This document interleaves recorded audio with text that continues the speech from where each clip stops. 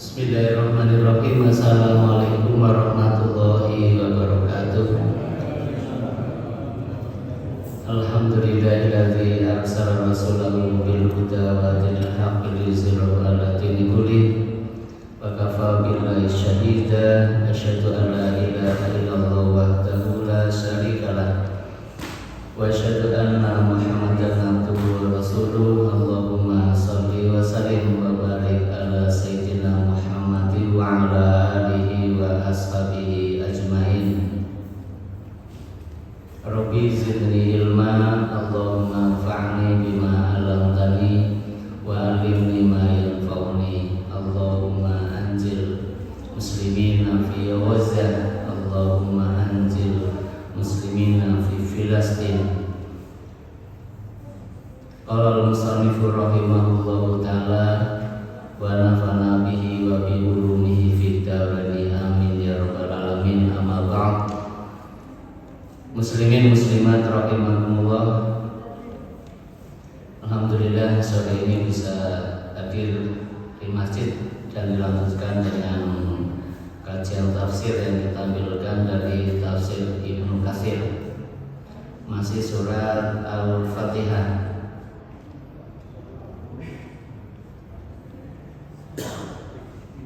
Mengikuti kajian ini bagian daripada jihad fisabilillah. Jadi tidak kalah pentingnya seseorang mengikuti kajian dibandingkan dengan berperang di jalan Allah. Karena di antara ayat Al-Qur'an menjelaskan, Allah seolah menegur, kenapa? Tidak sepantasnya seluruh muslimin untuk berangkat perang semuanya. Mengapa tidak sebagian kecil dari muslimin ini untuk tafaqquh fiddin, untuk menekuni dalam urusan agama, untuk memberikan peringatan kepada mereka nanti ketika pulang, sehingga ngaji ini adalah bagian dari jihad fisabilillah, berjuang di jalan Allah Subhanahu wa taala. Tentunya membutuhkan ketekunan ya, serta kesabaran. Pada pertemuan yang lalu baru saya bacakan hadis, tapi belum selesai ya. An Jabir bin Abdillah qala, diriwayatkan dari Jabir bin Abdillah, dia berkata, Kilal jaradu fi sanati min sana Umar allati waliyu fiha. Beliau mengatakan saat itu belalang jumlahnya makin sedikit. Pada satu tahun kepemimpinan Umar bin Khattab saat itu, fasa'ala anhu falam yakunna bi syai'in. Maka Umar bin Khattab pun menanyakan kenapa hal itu terjadi. Fatumuli dzalika farsala ratiban yadribu ila Yaman wa khari ila Syam wa khari ila Iraq. Umar kemudian mengirim utusan untuk pergi ke Yaman, ke Syam dan Irak, kepada 3 negara. Yas'alu hal ra'a minal jarati syai' amla. Mereka dikirim ke Yaman, Irak dan Syam untuk mengetahui apakah di sana juga terjadi sedikitnya belalang. Karena di Madinah terjadi apa? Jumlahnya sedikit belalang itu. Qala fatahu raqib alladhi min ibalil Yaman.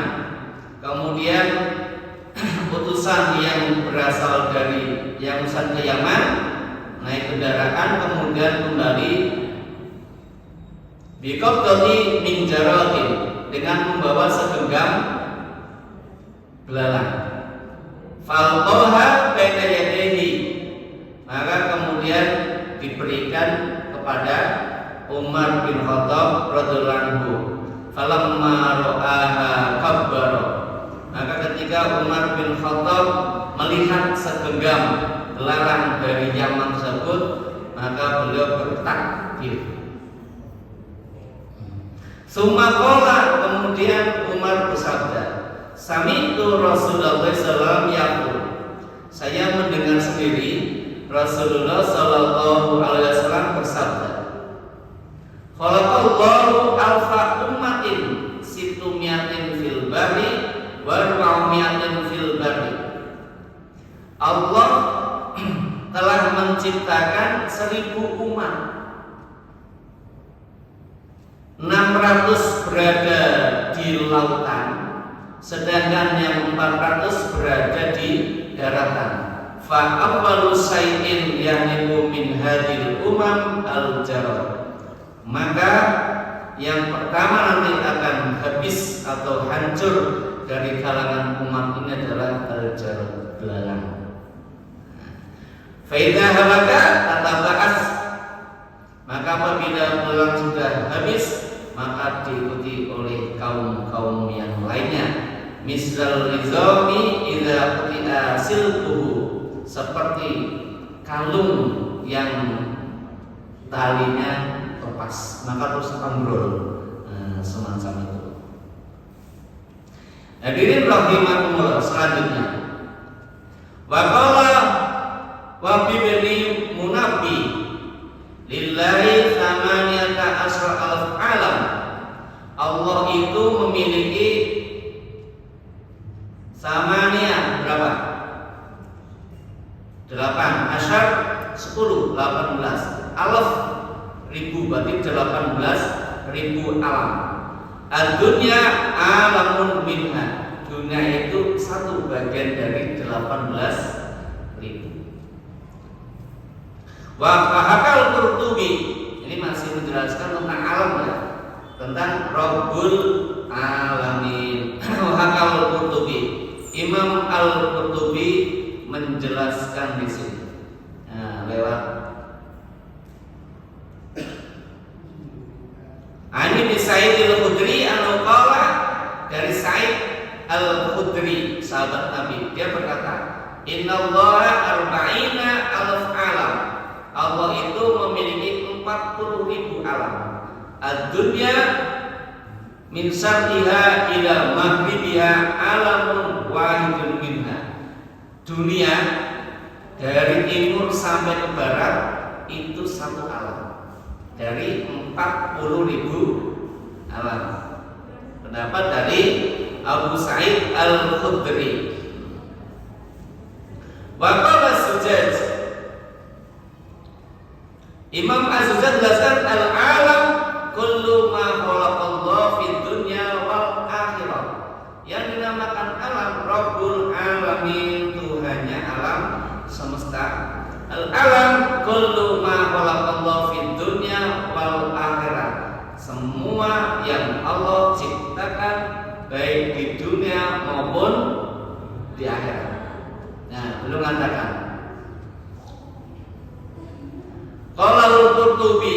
Nah, ini juga termasuk pendapat Imam Al-Qurtubi. Wa hadza huwa sahihu annahu samilun li kullil alamaini ka qoulihi ta'ala.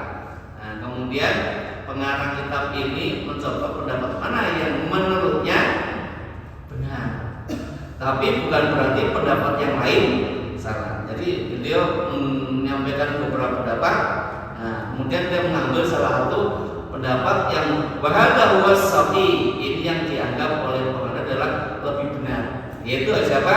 Az-Zujaj, atau juga yang dikatakan oleh Imam Al-Qurtubi, yang dinamakan alam itu adalah kullu ma khalaqallahu fid dunya wal akhirah. Berarti apapun yang diciptakan oleh Allah di dunia maupun di akhirat. Kalau pendapat yang awal yang jumlahnya 18.000, 40.000 dan sebagainya, itu masih di dunia, jumlahnya di dunia, tidak menjelaskan dunia dan akhirat. Maka beliau mengambil pendapat yang dinamakan alam adalah apapun yang Allah ciptakan di dunia dan akhirat. Jadi Rabbul Alamin adalah Tuhannya alam semesta yang berada di dunia juga juga nanti sampai di akhirat. Kaqouli ta'ala, sebagaimana firman Allah Ta'ala, A'udzubillahi minasyaitonir rajim. Qala Fir'aun wa ma rabbul alamin. Fir'aun berkata, apa itu Rabbul alamin? Tanyanya kepada Musa ya. Qala rabbus samawati wal ardi wa ma bainahuma in kuntum muqinin. Dia berkata, yaitu Tuhannya langit dan bumi dan apa yang di antara keduanya, jika kalian itu meyakini.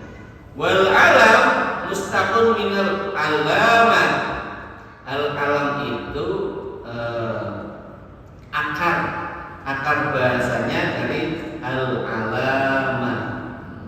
Qultu li annahu alamun dala ala wujudi khaliqihi wa sanihi wa wahdaniyatihi.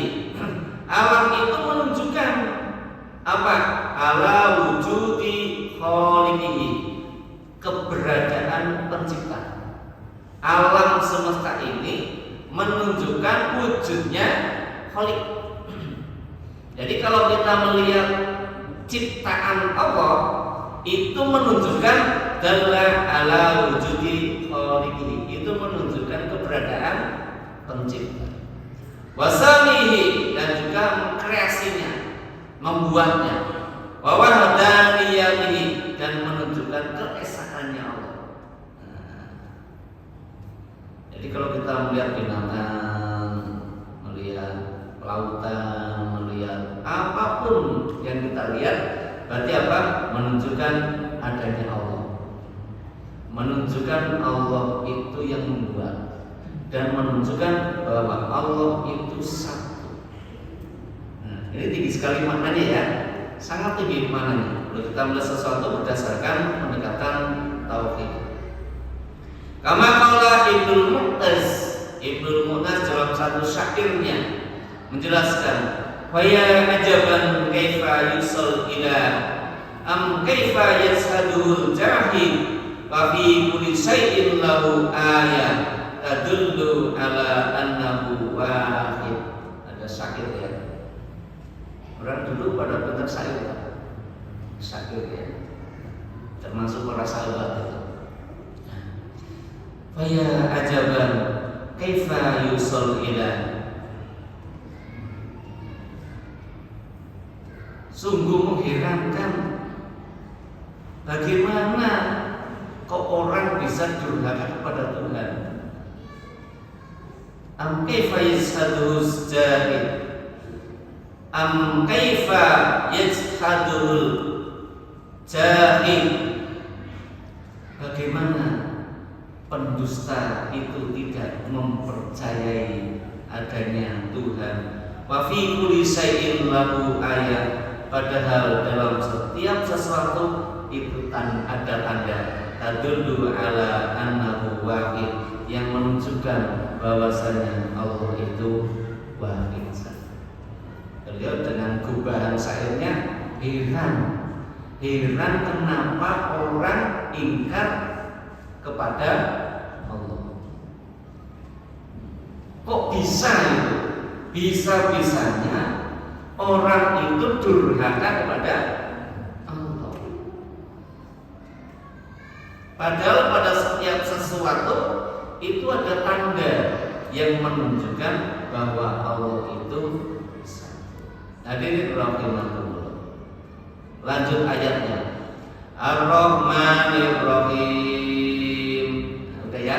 Mari Maliki Yaumiddin. Berarti artinya yang menguasai hari Maliki Yaumiddin, Mbak. Sebelumnya apa? Sebelumnya alhamdulillahi rabbil alamin. Sedang kita rabbul alamin ya, maaf ya. Untuk kita alhamdulillah sudah selesai ya. Kemudian ayat ketiga Ar-Rahmanir Rahim. Wa qalu ta'ala ar-rahmanir rahim taqaddamal kalam alaihi fil bismillah bima ana anil i'adah.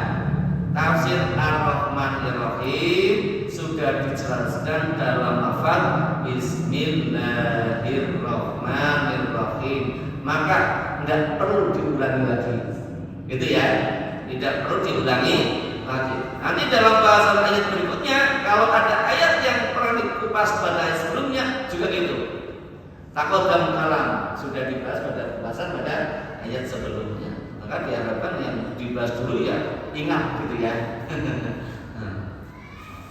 Innama wasana sabir rahmanir rahim ba'da rabbil alamin liyakuna min babin tarhibi wa tarhib. Sesungguhnya Allah Subhanahu wa taala mensifati dirinya dengan Ar-Rahman Ar-Rahim. Itu menunjukkan bahwasanya ada hubungan keterkaitan antara tarhib dan tarhib. Tarhib sama tarhib. Yang pertama pakai rohba, yang kedua pakai rohaba. At-tarhibu wa tarhibu.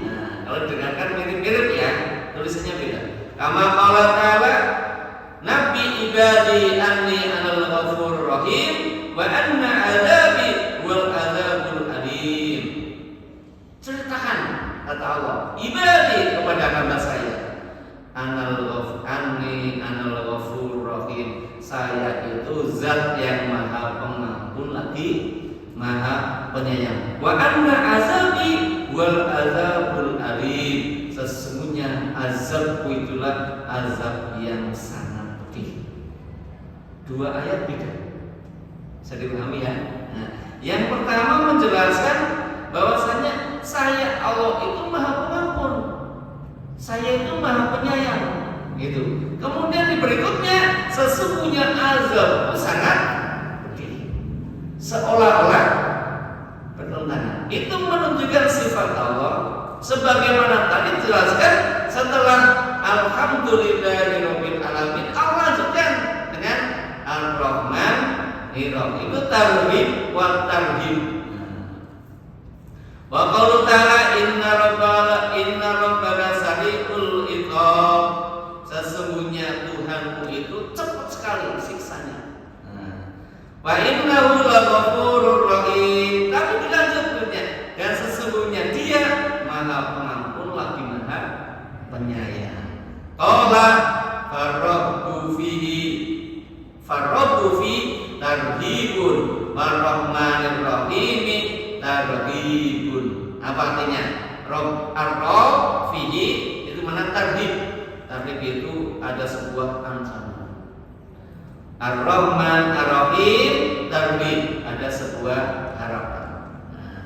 Jadi Allah bisa memberikan ancaman dengan sifat Allah yang miliki. Kemudian Allah bisa memberikan janji, sebuah harapan kepada hamba-hambanya. Allah punya dua itu. Nah, maka kalimat Rabbul Alamin disambung Ar-Rahmanir Rahim, ini nyambung. Kalau Alhamdulillah Alamin itu maknanya adalah tarhib, ada ancaman bahwa Allah yang maha kuasa. Tetapi nanti tujuannya adalah Ar-Rahmanir Rahim, ini memiliki makna tarhibun. Nah, ada kabar gembiranya. Apa? Allah maha pengasih, Allah maha. Wa fi sahih Muslim an Abi Hurairah qala, dalam sebuah hadis sahih yang diriwayatkan oleh Imam Muslim dari Abu Hurairah qala. Abu Hurairah siapa ini? Ibu kenal nggak Abu Hurairah? Bu, Abu Hurairah sinten? Abu Hurairah, siapa beliau? Kalangan kiai, ulama, tabiin apa sahabat tuh? Siapa Abu Hurairah? Sahabat Nabi. Sahabat yang banyak sekali meriwayatkan adalah Abu Hurairah. Maka satunya an Abi Hurairah, an itu banyak sekali dijumpai, termasuk yang ini. Abu Hurairah itu orangnya miskin, Pak. Beliau bukan orang kaya, karena beliau itu hidupnya di Sufah. Sufah itu pendidikan perdana zaman Nabi. Masjid itu diberi beberapa rumah, beberapa tempat untuk nginep sahabat-sahabat yang tidak punya, ya. Tapi mereka ngaji sama Nabi, bukan sekedar nginep, ngaji. Tarbiyah Nabi itu di Sufah pertama. Jika Nabi kalau ke masjid, nah beliau ada semuanya kan. Nabi kemanapun banyak yang ikuti Nabi. Nah termasuk Abu Hurairah adalah, walaupun Abu Hurairah orangnya miskin, tapi punya keistimewaan apa? Banyak meriwayatkan hadis. Banyak sekali riwayat hadis dari. Jadi kalau kita baca satu kali udah pahalanya berapa buat beliau coba. Nah, itu baru satu orang di dunia yang membaca sekian kali sekian, masya Allah, luar biasa ya. Maka tirulah Abu Hurairah, orang yang berilmu, jadi sandaran. Qala Rasulullah sallallahu alaihi wasallam. Rasulullah bersabda, "Lau ya'lamul mu'minu." Sekiranya orang mukmin tahu ma indallahi minal uqubah, sesuatu yang ada di sisi Allah berupa siksa. Ma tami'a fi jannati ahad, tidak mungkin dia tamak ingin minta surga. Walau ya'lamul kafir, sekiranya orang kafir tahu ma indallahi minar rahmah, sesuatu yang ada di sisi Allah berupa rahmat, ma qanita mir rahmatihi ahadun, maka tidak mungkin dia akan putus asa dari rahmatnya Allah. Apa maksudnya, Pak? Kalau kita tahu siksa yang dimiliki oleh Allah, kita nggak mungkin mintanya surga. Nanti mintanya apa? Mintanya jangan disiksa, karena melihat ngerinya uqubat, siksanya Allah sungguh sangat mengerikan. Kalau kita diperlihatkan saja, kita digambarkan nggak mungkin minta surga, mintanya dihindarkan dari siksa neraka. Tapi kalau orang kafir kalau orang kafir tahu rahmatnya Allah, nggak mungkin dia berputus asa. Hadirin rahimakumullah. Jadi antara tarhib dan tarhib, nah satu, maka itu sebuah, jadi dalam bidang pendidikan itu sebuah metode mengajarkan kepada anak dengan tarhib dan tarhib. Tarhib beri kabar gembira, tarhib dengan ancaman. Tapi pendidikan sekarang tidak boleh pakai ancaman-ancaman. Pendidikan hari ini, walaupun seorang pendidik ya, nggak boleh pakai ancaman-ancaman. Mengancam kena pasal, gimana coba? Gitu ya, ancaman pakai diancam. Itu kalau udah ancamannya pakai verbal ya, pakai verbal, guru bilang negatif berupa ancaman kepada murid nggak terima, lapor polisi, guru ditangkap, dia dihukum. Itu produk pendidikan. Dalam dunia pendidikan Islam ada, dalam Al-Quran ada tarhib wa tarhib, ada kabar gembira, ada ancaman. Kalau kau gini-gini, maka kamu nanti jadi sukses. Kalau kau gini-gini, kamu akan jadi rusak. Itu nggak boleh. Mestinya yang namanya hadiah sama hukuman itu harus ada. Hadiah dan hukuman itu harus ada. Wallahu a'lam. Ada yang mau berpendapat? Maliki yaumiddin. Ayat berapa ini, Bu? Maliki yaumiddin. Ayat berapa? Pertama, Bismillahirrahmanirrahim. Yang berpendapat kalau Bismillah satu ayat ya. Kita bahas yang lalu.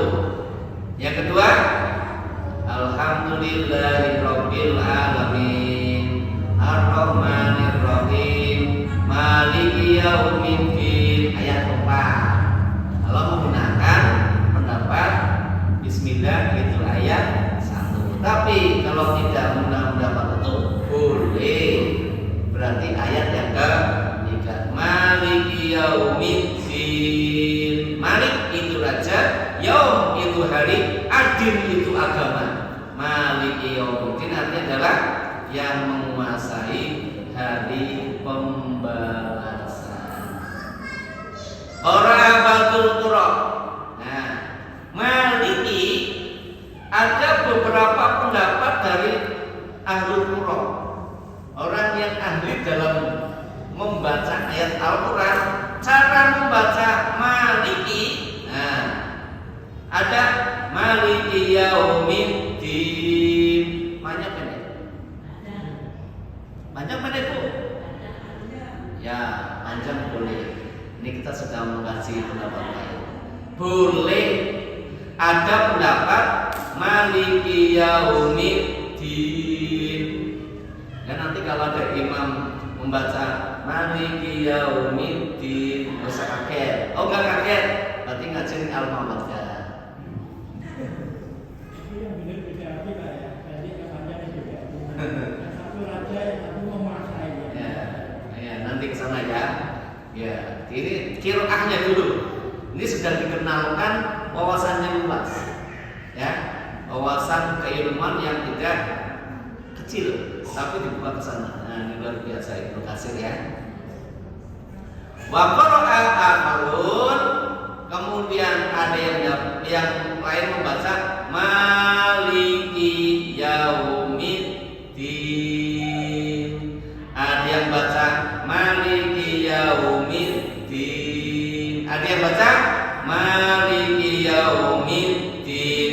Wa kullahuma sahihun mutawatirun fi sab'ah. Dua-duanya benar menurut qiraah sab'ah. Itu Bali ya, qiraah sab'ah.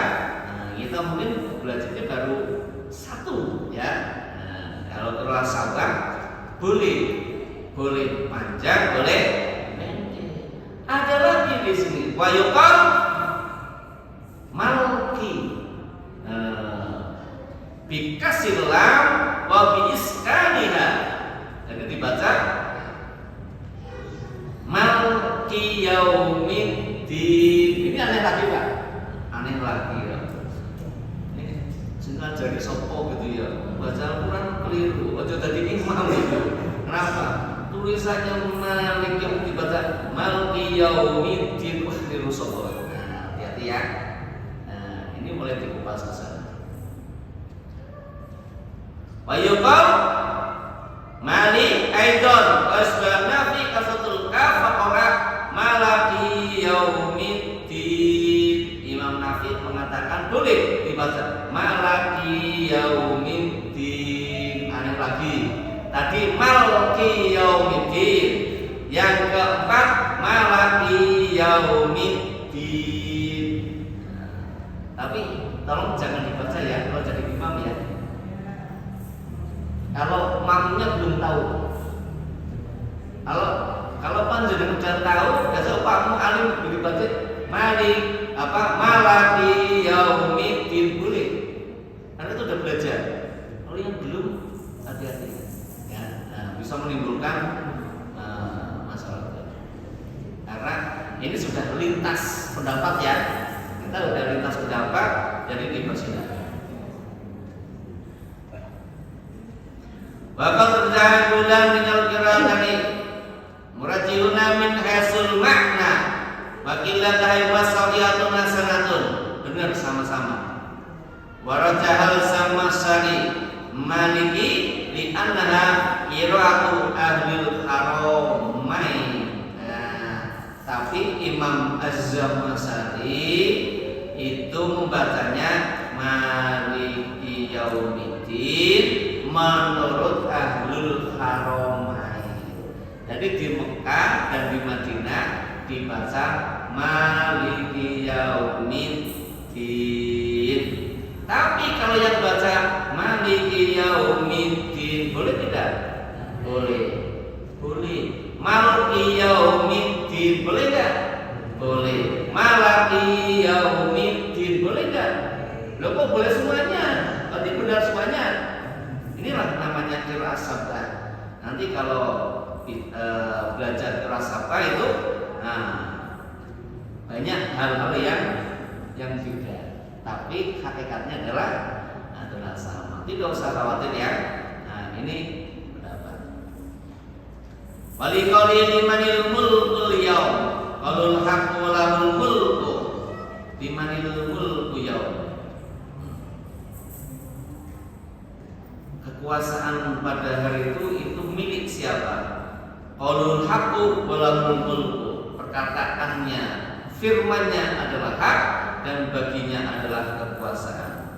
Wahaka an Abi Hanifah annahu qara malaka yaumiddin. Ini yang kelima, ada lagi malaka yaumiddin siapa? Abu Hanifah.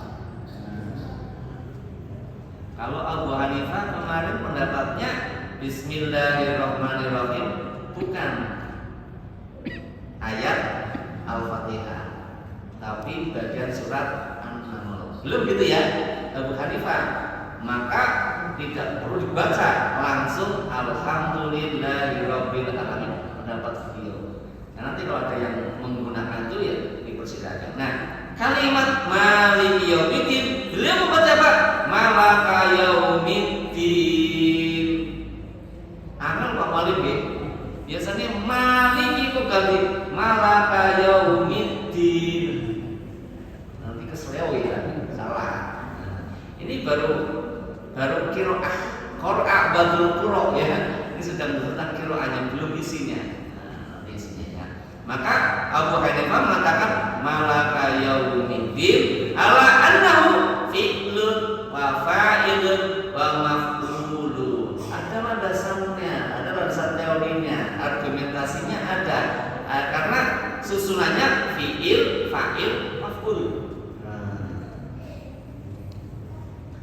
Wasahada sadun gharibun jiddan, tetapi ini dianggap aneh ya.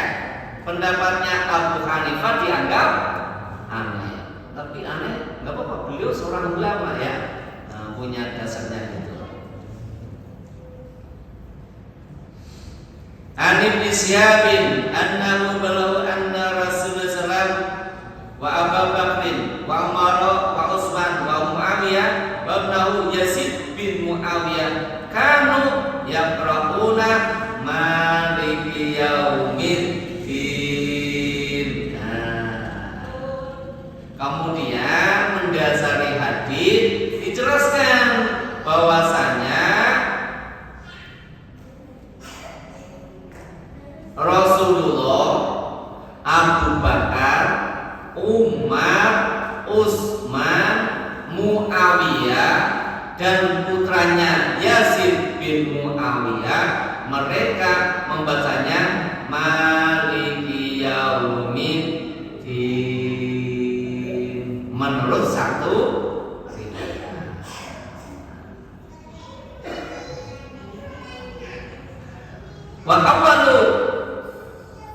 Wa awwalu man ahdasa malaki Marwan. Yang pertama membaca maliki, maksudnya menyampaikan ya, maliki yaumiddin adalah Marwan. Marwan bin Hakam kalau namanya ya. Kita sejarah Marwan pada masa pemerintahan Marwan bin Hakam, dan beliau yang merubah khutbah itu Idul Adha, Idul Fitri itu khutbahnya dulu baru sholat. Biasanya kita kalau sholat id kan sholat dulu baru khutbah. Beliau balik. Kenapa dibalik? Karena jamaah kalau sudah sholat langsung pulang, nggak mau mendengarkan khutbahnya Marwan. Nah, Marwan ijtihad supaya mereka mau mendengarkan khutbah saya tak balik. Betul apa salah? Tujuannya benar, caranya itu ya, begitu. Jadi dalam bicara gotong sendiri, mimbar gotong diri, khutbah dulu, rampung khutbah, mereka nggak mungkin pulang, belum sholat tuh. Ya mungkin dengarkan ceramah saya, gitu ya. Bahasa saya, mesti kalian dengarkan ceramah saya, ayo. Tapi kalau saya sholat duluan, selesai, kalian pada pulang. Nah, sekarang khutbah dulu. Tapi jangan ditiru di Muhammadah ya. Muhammadah kan orang yang besok kan mau mendengarkan gitu ya. Kalau nggak mau mendengarkan, nah, ikuti Marwan ya. Ada ceramahnya gitu. Nah, yang pertama baca Maliki itu Marwan bin Hakam. Dalam sebuah riwayat itu demikian.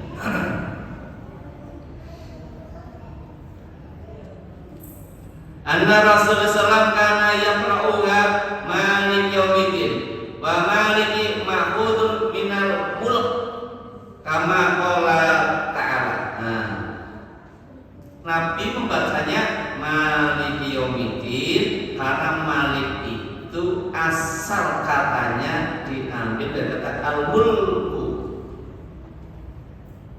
Al-milk itu kepemilikan. Nah, kepemilikan. Kemudian malak makhudun minal mulku, yang membaca Maliki itu karena ambil apa? Makhudun minal mulku ya, dari kerajaan. Nah, jadi kalau Maliki itu menunjukkan kepemilikan. Maliki yaumiddin. Sini ada Malikin nas, berarti yang memiliki manusia, Tuhannya manusia yang memiliki. Tapi kalau menggunakan Malik itu pendek, itu apa? Mahfudun minal mulku, yang ada adalah kerajaan. Nah, kalau yang pendek itu alasannya limanil mulkul yaum lillahil wahidul qahhar dan sebagainya. Qala yaumuddin, sekarang ditafsiri ya.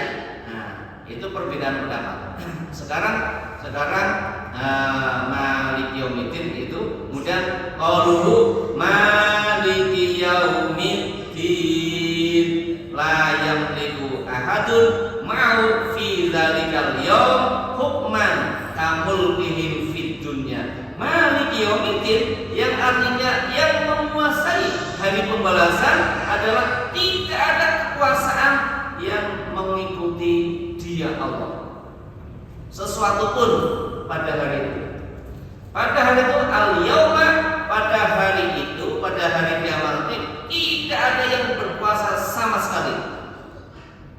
Seperti kekuasaan-kekuasaan yang ada di dunia. Kalau di dunia masih banyak penguasa. Itu yang bisa dipahami ya. Di dunia masih banyak penguasa, banyak raja, banyak presiden, banyak gubernur yang mereka mengatur rakyatnya. Bisa dipahami ya? Banyak, maka di dunia banyak sekali penguasa. Tapi Maliki yaumiddin di sini artinya adalah tidak ada lagi kekuasaan sama sekali pada hari itu kecuali yang berkuasanya Subhanahu wa ta'ala, karena mereka nanti akan sama-sama diadili oleh Allah. Qala wa yaumuddin yaumul hisabil khalaiq. Yang dinamakan yaumiddin tadi kan yaum itu hari, adil itu agama. Maksudnya hari agama Pak. Itu tidak Tidak bisa menerjemahkan Maliki Yaumiddin, rajanya hari agama, nggak bisa ya. Kalau dilihat maknanya Maliki Yaumiddin, yang menguasai hari penguasaan dasarnya. Wa yaumuddin yaumul hisab lil khalaiq. Yaumuddin itu adalah al-hisab, hari perhitungan. Lil khalaiq, dihisabnya seluruh makhluk. Wa huwa yaumul qiyamah yadinu bi a'malihim, yaitu adalah hari kiamat, mereka akan dibalas sesuai dengan amalnya masing-masing.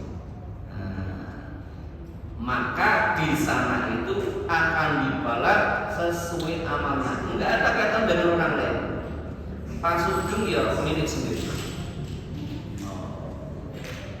Pak Alim milik sendiri.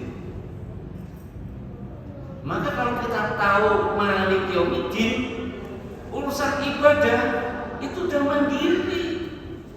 Jangan terganggu, jangan sampai mundur karena tidak ada orang lain. Karena besok miliknya sendiri-sendiri. Kalau orang lain semangat, ya kita ikut semangat. Kalau orang lain nggak semangat, kita tetap semangat. Kalau orang nggak kasih, kita kasih. Kalau orang lain nggak istiqomah, saya istiqomah. Kenapa?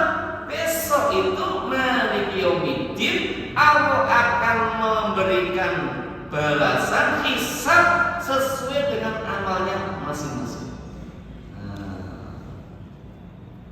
In khairan fa khair, jika orang itu baik maka akan dicatat baik. Wa in syarran fa syarrun, jika orang itu buruk maka juga dihisabnya. Jadi baik dan buruk itu milik kita besok, milik kita semuanya. Illa man afa anhu, kecuali yang Allah kasih ampunan. Meskipun orangnya buruk, tetapi Allah kasih ampunan, jangan diprotes. Ini berarti apa? Relevan dengan hadis dulu yang kita ceritakan ya. Orang ahli maksiat masuk surga, ahli ibadah masuk neraka. Kecuali yang Allah kasih ampunan. Loh, Allah berkehendak kok mengampuni. Kita mau protes? Ya udah bisa. Saat itu penguasanya siapa? Tidak ada penguasanya sama sekali, hanya Allah sendiri. Suka-suka Allah. Tapi tidak mungkin Allah itu suka-sukanya sama dengan manusia, dengan nafsu. Karena Allah suka-sukanya adalah bil ilmi wal hikmah. Dasarnya ilmu dan hikmah yang dimiliki. Wa kadzalika qala ba'du minas sahabati wat tabi'in wassalaf wa wazahir. Itu yang namanya Maliki Yaumiddin.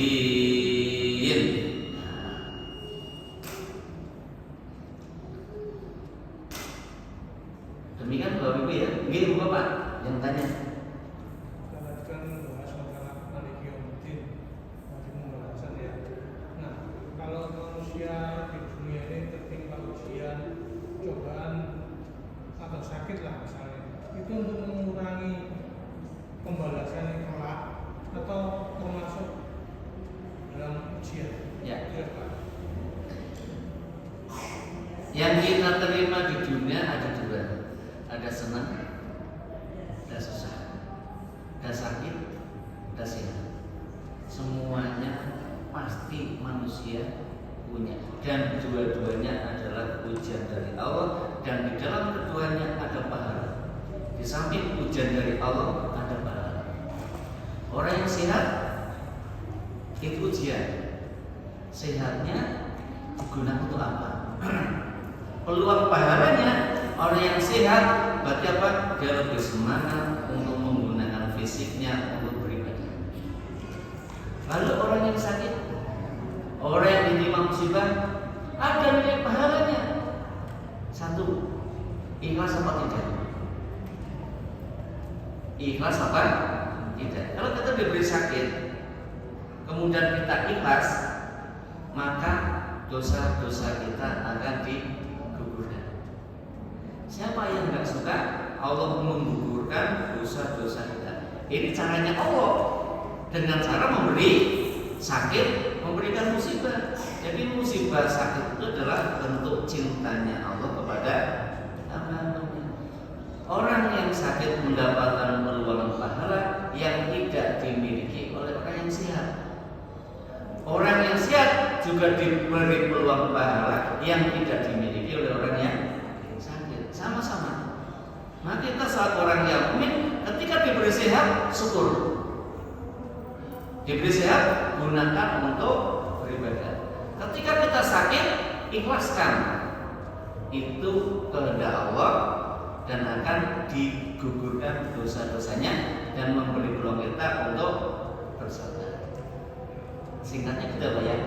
Nah, maka sehat dan sakit itu adalah ketentuan dari Allah. Di sana ada peluang pahala, tapi ada juga peluang dosa. Kita masuknya di mana? Wallahu a'lam bishawab.